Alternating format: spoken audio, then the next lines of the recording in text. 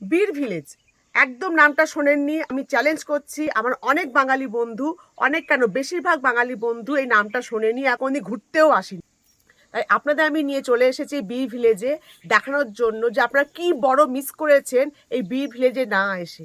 আপনারা সিমলা, কুলু, মানালি সব গেছেন, কিন্তু বীর ভিলেজের কথা আপনাকে কেউ বলেনি। আর সেই জন্যই এই ভিডিওটি আমি আপনাদের জন্য বানিয়েছি, দেখানোর জন্য যে এখানে কি কি আছে আর না এসে আপনারা কি কি মিস করেছেন।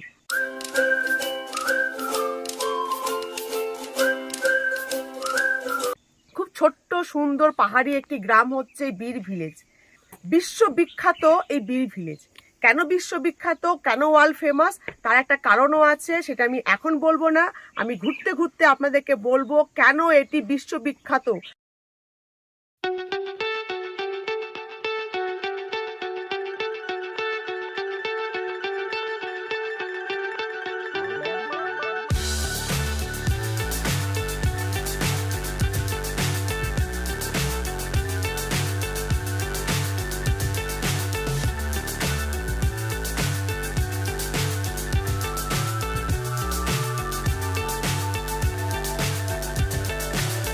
So high I'm hypnotized. What's up is down, what's left is right. Chasing stars and holding you. I can't see the end, but we'll see it through. বীর ভিলেজে সকাল সকাল চলে এসেছি একটি বিশ্ববিখ্যাত জায়গায়, ওয়ার্ল্ড ফেমাস। এখানে কিন্তু ওয়ার্ল্ড কাপ হয়, আর সেই জন্য এটি বিখ্যাত। ওয়ার্ল্ড কাপ মানে ক্রিকেট ফুটবলে ওয়ার্ল্ড কাপ না, এখানে প্যারাগ্লাইডিংয়ের ওয়ার্ল্ড কাপ হয়। আর সেই ওয়ার্ল্ড কাপের জায়গাতে, সেই বিশ্ববিখ্যাত জায়গাতেই আমি চলে এসেছি সকাল সকাল, আর আপনাদেরকেও নিয়ে চলে এসেছি। এই জায়গাটিতেই হয় প্যারাগ্লাইডিংয়ের ওয়ার্ল্ড কাপ। প্রত্যেক বছর এটা হয়। বেশিরভাগ ফরেনাররা এখানে আসে, ইন্ডিয়ান খুব কম আসে, বাঙালি তো আসেই না। কিন্তু আমি চাই বাঙালিরা এখানে এসে দেখে যাক। আর সেই জন্যই আমি চলে এসেছি বীরে এই জায়গাটিতে, যাতে আমার বাঙালি বন্ধুরা এই জায়গাটিতে এসে সুন্দর একটা প্যারাগ্লাইডিং করতে পারে, একটা সুন্দর অ্যাডভেঞ্চার করতে পারে।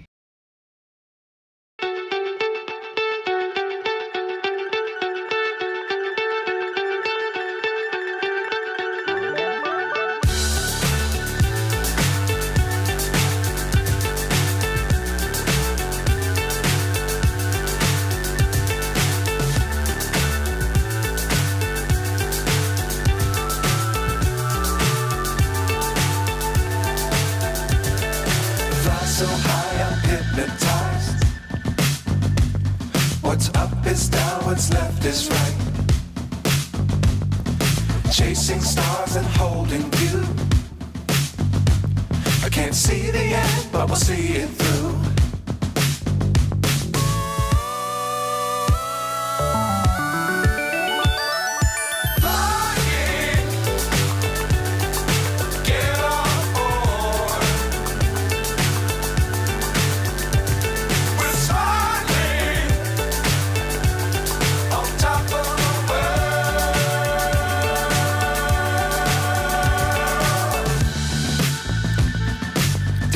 Times don't fly too high. Be sure to keep the ground in sight. Fly forever if you keep it tight. Love the world, but keep the sky on your mind.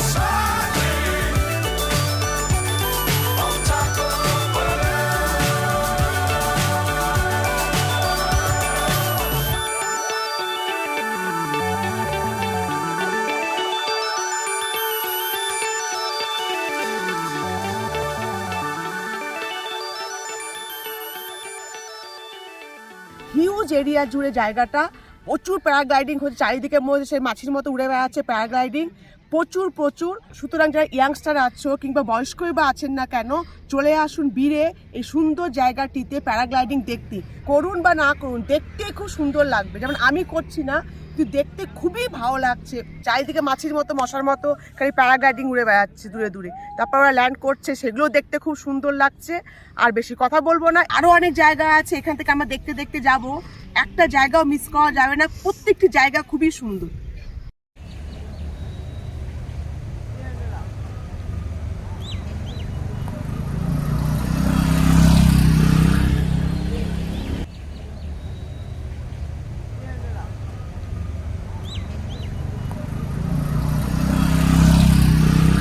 Paragliding করে চলে এসেছি বীরের একটি বিখ্যাত মনেস্ট্রিতে। শুধু বীরের না, গোটা হিমাচলের এটি একটি বিখ্যাত মনেস্ট্রি, না গেলে কিন্তু মিস হয়ে যাবে। খুবই সুন্দর আর অনেক বড়।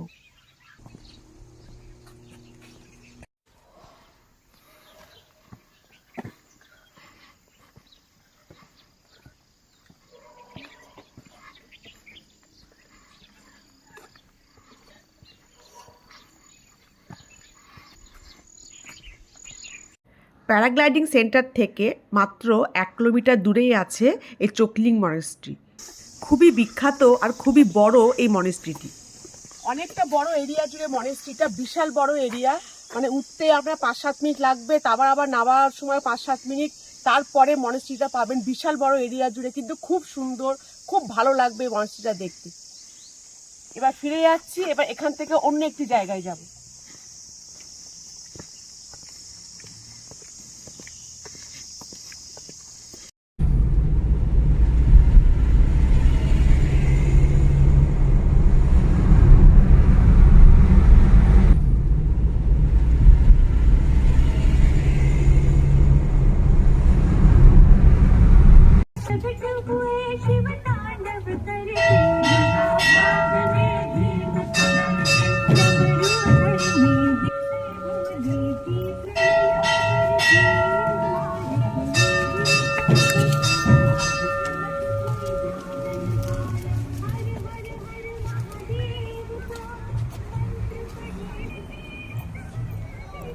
প্যারাগ্লাইডিং করে আর মনেস্ট্রি দেখে আমি চলে এসেছি আবার একটি বিখ্যাত জায়গায়।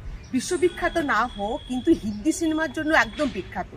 কেননা এখানেই হয়েছিল রাজা হিন্দুস্তানি সিনেমার শুটিং।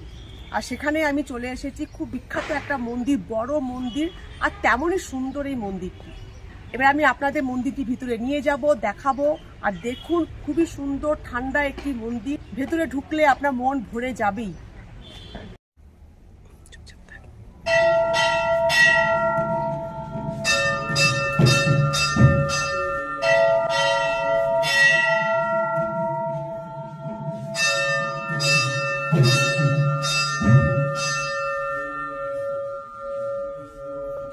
আমির খান আর কারিশমা কাপুরের বিয়ে এই মন্দিরের মধ্যেই হয়। সেই শুটিংটা এই মন্দিরেই হয়েছিল, সেজন্য এটি হিন্দি সিনেমা একদম বিখ্যাত। প্রচুর লোক ভিড় করে, টুরিস্টরাও ভিড় করে, যারা যায় না তারা কিন্তু একদম মিস করে চলে যায়। সেজন্যই আমি নিয়ে এসেছি আপনাদেরকে বীর ভিলেজের এই বিখ্যাত শিব মন্দিরটিতে।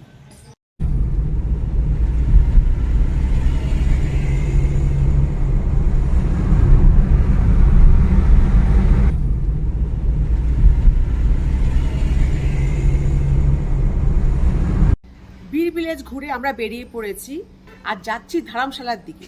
ধর্মশালার ঠিক আগেই পড়ে পালনপুর, আর সেই পালনপুরে আমি এসে দাঁড়িয়েছি।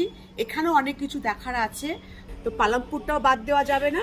ওই জন্য আগে পালনপুরটা ঘুরে নিই, দেখি এখানে কি কি দেখার আছে, তারপর এখান থেকে আমরা যাব ধর্মশালা।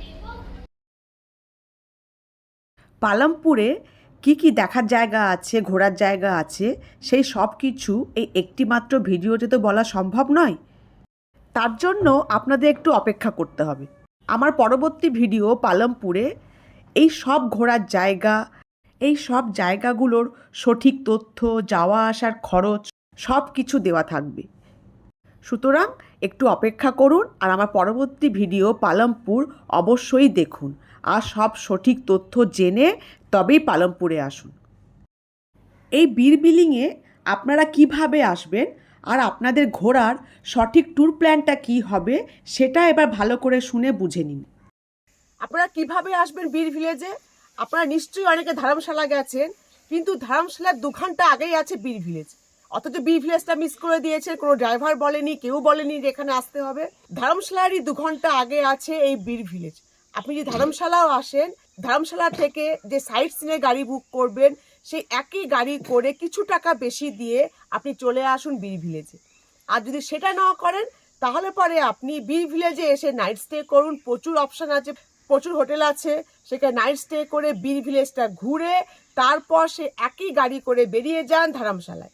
দুরকমভাবে আপনি করতে পারেন, যেটা আপনার ইচ্ছা। খুবই ইজি, খুবই সহজ একটা রুট। তাহলে বুঝতে পারলেন আপনারা দুরকমভাবে এই ট্যুর প্ল্যানটা করতে পারেন। 1 নম্বর, আপনারা ধর্মশালা এলে সেখান থেকে একটা 1 ডে ট্যুর প্ল্যান করুন। সেই ট্যুরে আপনি প্রথমে চলে আসুন বীরবিলিং, প্যারাগ্লাইডিং দেখে, তারপর মন্দির, তারপর মনেস্ট্রি দেখে পালামপুর ঘুরে আবার ধর্মশালা ফিরে যান। আর যদি আপনারা ভাবেন যে একদিনে সম্ভব নয়, তাহলে পরে আপনারা বীরবিলিংয়ে রাত্রিটা থাকতে পারেন। সারাদিন ঘুরে পরের দিন হয় ধর্মশালা আসুন। আর যদি আপনাদের কলকাতা ফেরার উদ্দেশ্য থাকে, তাহলে পরে চণ্ডীগড়ে এসে চণ্ডীগড় থেকে ট্রেন নিয়ে চলে আসুন কলকাতা। 2 নম্বর, আপনারা উল্টোটাও করতে পারেন। যদি আপনারা কলকাতা থেকে চণ্ডীগড় আসেন আর চণ্ডীগড় থেকে ধর্মশালা, তাহলে ধর্মশালা ঢোকার আগে আপনারা বীরবিলিং, পালামপুর দেখে ধর্মশালা ঢুকুন। ধর্মশালা থেকে 1 ডে ট্যুর করতে গাড়ি ভাড়া নেবে 3000 টাকা পার ডে হিসেবে।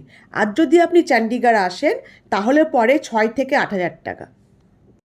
তাহলে নেক্সট টাইম হিমাচল প্রদেশ যাওয়ার প্ল্যান করলে সেই ট্যুর প্ল্যানে রাখুন বীরবিলিং, পালামপুর আর ধর্মশালা। একদম নতুন ইউনিক একটা ট্যুর প্ল্যান।